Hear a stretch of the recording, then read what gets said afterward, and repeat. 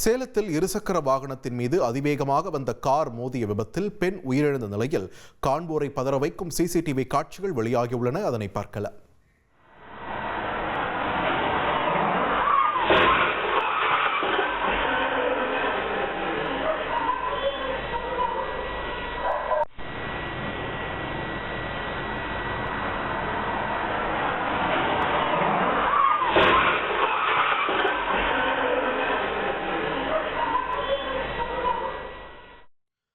தொடர்ந்து கூடுதல் தகவல்களை வழங்க இணைகிறார் எமது செய்தியாளர் தமிழ்ச்செல்வன்.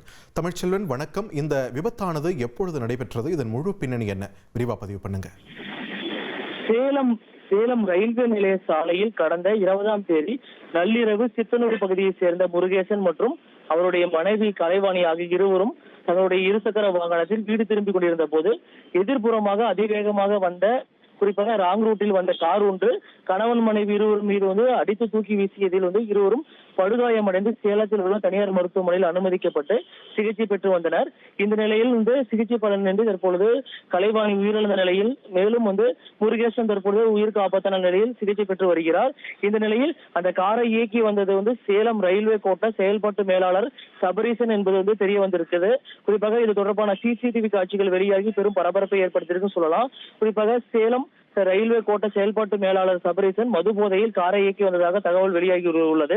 இது தொடர்பாக தற்பொழுது சூரமங்கலம் காவல்துறையினர் விசாரணை மேற்கொண்டாங்க. இந்த நிலையில் சபரீசன் மீது அஜாக்கிரதையாக அதிவேகத்தில் வாகனத்தை இயக்கி விபத்தை ஏற்படுத்துவது உள்ளிட்ட பிரிவின் கீழ் தற்பொழுது வழக்கு பதிவு செய்து விசாரணை மேற்கொள்ளப்பட்டு வருகிறது.